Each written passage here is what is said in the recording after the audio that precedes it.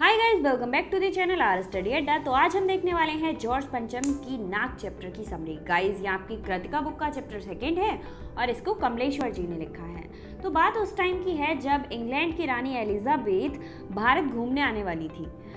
तो वहाँ पे राजा रानी वाला पैटर्न है, अपने यहाँ पे लोकतंत्र है, तो यहाँ पर राजा रानी नहीं होता है, राष्ट्रपति होता है। तो वहाँ की रानी यहाँ घूमने आने वाली थी। तो घूमने से पहले साथ ही साथ वो और देशों में भी जाने वाली थी, जैसे नेपाल, पाकिस्तान। तो उससे पहले वहाँ ज़ोरों शोरों से तैयारियाँ हो रही थी, क्योंकि जो रानी घूमने निकलती है राजा के साथ तो वो एक शाही दौरा कहलाता है। और रानी आ रही थी अपने पति के साथ, ठीक है, अपने पति के साथ आ रही थी वो घूमने के लिए। तो उनके आने से पहले उनका जो सेक्रेटरी था, या फिर आप कह सकते हैं वो जासूस भी था, वो उससे पहले ही इंडिया आने वाले थे भारत का दौरा करने के लिए कि सब कुछ ठीक ठाक है या नहीं है। तो वो इंडिया आते हैं और बहुत ज़्यादा तहलका मचा हुआ होता है। उनका जो खाने वाला बावर्ची होता है और उनका कपड़े सिलने वाला दर्जी होता है, ये सब चीज़ों की खबरें अखबार में छप रही थी। यहाँ तक कि उनकी लाइफ स्टोरी भी न्यूज़पेपर में दी जा रही थी। और उनका जो दर्जी था वो इतना ज़्यादा परेशान था कि कहाँ पे वो कौन सी ड्रेस पहनेंगी, क्या नहीं पहनेंगी, ये सब डिस्कस हो रहा था।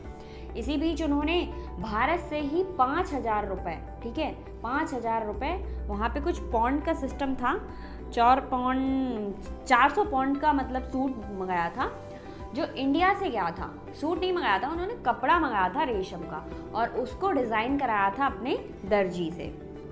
तो वो पहनने वाली थी वो इंडिया में आकर, ठीक है, जब उनकी एंट्री होती इंडिया में तो वो पहनने वाली थी। अब ये सारी बातें न्यूज़पेपर में छप रही थी, इंग्लैंड की न्यूज़पेपर में छपती, और दूसरे दिन ही इंडिया के न्यूज़पेपर वाले उन्हीं बातों को अपना चटपटा बनाकर छाप दिया करते थे। तो वहाँ इंग्लैंड में कोहराम मचा हुआ था और यहाँ इंडिया में कि रानी एलिजाबेथ आने वाली हैं। अब रानी एलिजाबेथ जब आने वाली थी तो दिल्ली, जो कि हमारी भारत की राजधानी रहती है, उसने अपनी तरफ देखा। मतलब दिल्ली को लगा कि मैं कैसी हूँ और मुझे देखने कौन आ रहा है। तो ना किसी को खबर हुई और सारे अधिकारियों ने भाई साफ़ सफाई शुरू हो गई, सड़कें साफ़ हो गई और जो बिल्डिंग थी वो सज गई और पुताई उताई सब शुरू हो गई और दिल्ली एकदम चमचमा गई। इन सबके बीच एक कमी निकली। कमी क्या थी? दिल्ली में लगी थी जॉर्ज पंचम जी की मूर्ति, और उस मूर्ति पर नाक नहीं थी। हालांकि जब वो लगी थी तो उसके लिए 2 पहरेदार भी लगाए गए थे, और उस टाइम पे जब नाक काटने का चल रहा था तो वहाँ पर पहरेदार थे, फिर भी उनकी नाक कट गई थी, लोग काट कर ले गए थे और पता नहीं वो नाक कहाँ चली गई थी। तब से वो मूर्ति वैसे के वैसे ही थी। अब बात ये थी कि अब रानी एलिजाबेथ आ रही हैं और जॉर्ज पंचम की नाक नहीं है। अब इस चीज़ को लेकर बड़ा डिस्कशन हुआ, मीटिंग बुलाई गई। मीटिंग बुलाने के बाद डिस्कस हुआ कि भाई इनकी नाक रखी जाए, मतलब क्या किया जाए ये मूर्ति का, कि इनकी तो नाक नहीं है। और फिर फैसला हुआ कि इनकी नाक नहीं है तो हमारी नाक भी कट जाएगी, ठीक है, वो जब रानी घूमने आएंगी तो हमारी नाक भी कट जाएगी कि जॉर्ज पंचम की मूर्ति पर नाक नहीं है। तो एक सभा बुलाई गई और सभा में फैसला हुआ कि इनकी नाक लगवाई जाए, जॉर्ज पंचम की नाक पर मूर्ति लगवाई जाए, वो मूर्ति पर नाक लगवाई जाए।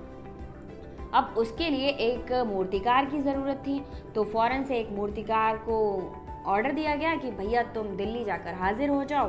तो जब मूर्तिकार से बात की गई तो मूर्तिकार थोड़ा सा पैसे से लाचार था।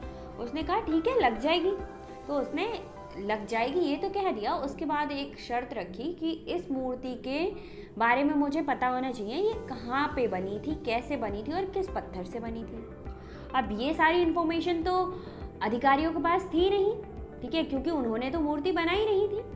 तो वो परेशान फिर से, तो उन्होंने एक क्लर्क को फ़ोन किया और उसको ऑर्डर दिया कि ये जिम्मेदारी आपकी है, पता कीजिए कि इस मूर्ति को कहाँ, कैसे और कब बनाया गया था। तो जब वो बहुत ज़्यादा, अब वो क्या करते हैं, पुरातत्व विभाग, हमारी जो मूर्तियाँ वगैरह बनती हैं ना उनकी सारी लिस्ट मेंशन रहती हैं, फाइलें बनती हैं, तो उसे पुरातत्व विभाग में रखा जाता है। क्लर्क था, वो जाता है और सारा खंगाल डालता है, पुरानी फाइलों को खंगोल जाता है। और फिर भी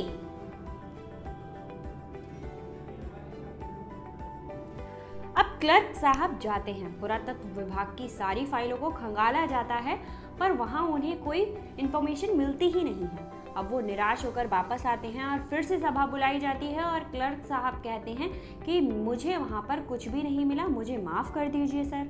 अब ये बात सुनकर सारे सभा में जितने लोग थे, ठीक है, हुकुम्मो, उस टाइम कहा जाता था हुकुम्मो, उनको सारों को सदमा लग जाता है, भाई ये क्या था, ठीक है, अब पता नहीं चल रहा था।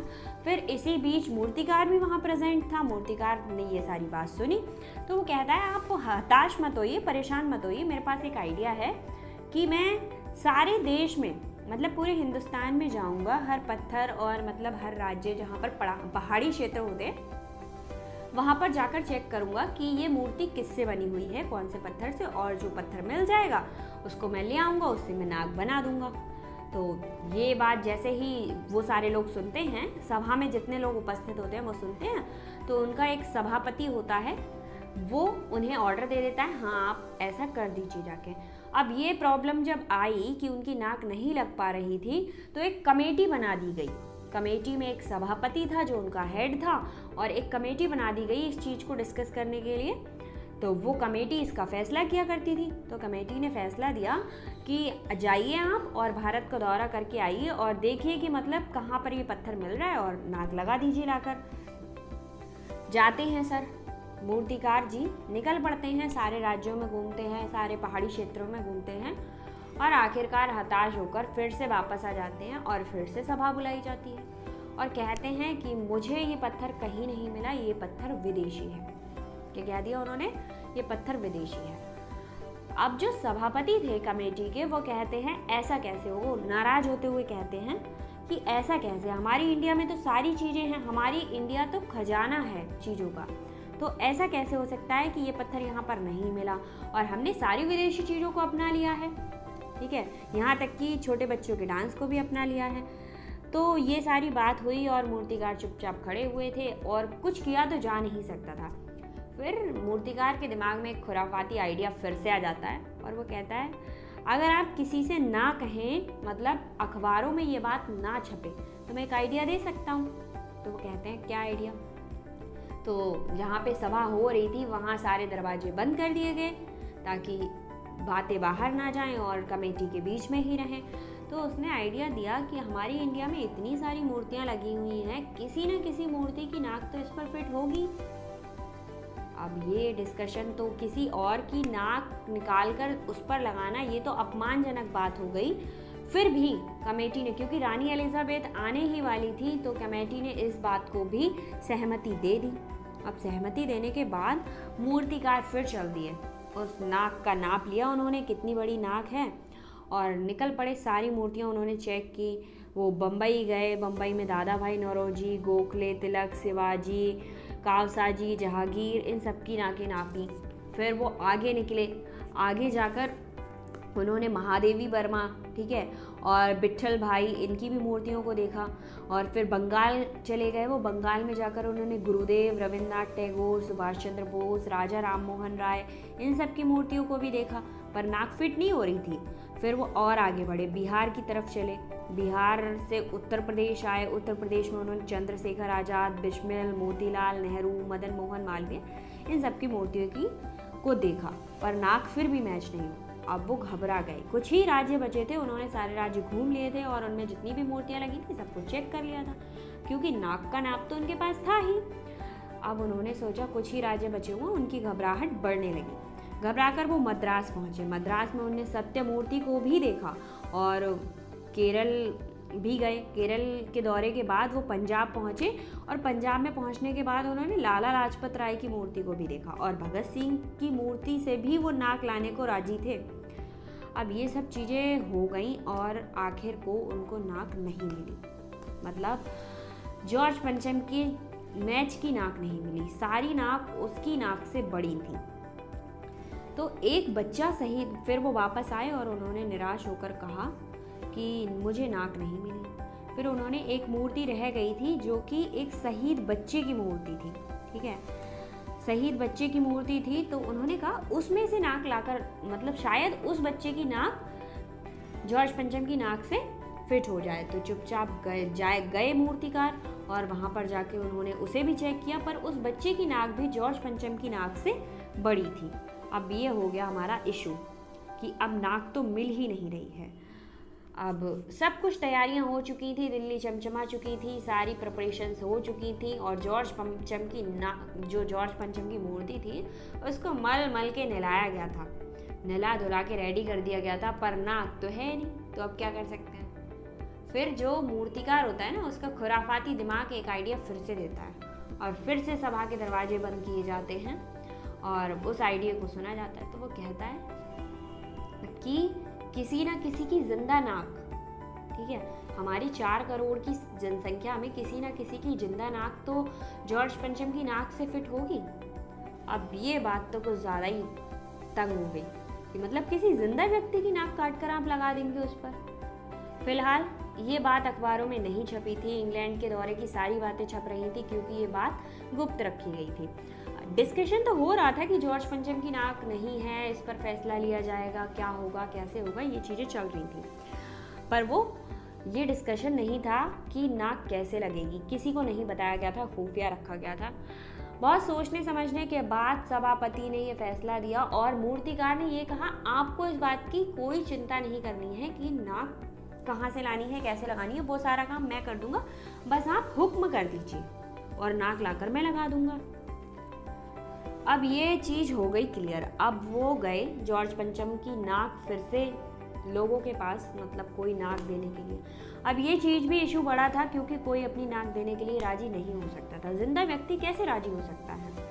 फिलहाल जो भी हुआ हो, मूर्तिकार ने एक जिंदा व्यक्ति की नाक मतलब अरेंज कर ली कहीं से और अखबारों में छप गया कि जॉर्ज पंचम की नाक लगने वाली है, उसका मतलब हो गया है प्रोसीजर कंप्लीट। फिर जॉर्ज पंचम की मूर्ति के पास एक तालाब बना हुआ था, उसे साफ किया गया, धुलाई वुलाई की गई और वहाँ पर पानी भर दिया गया क्योंकि असली नाक लगने वाली थी, नाक सूख ना जाए इसलिए वहाँ पर पानी भर दिया गया था। और आखिर को रानी एलिजाबेथ आई, जब वो उतरी मतलब आने वाली थी, तब तक वो नाक लगा दी गई।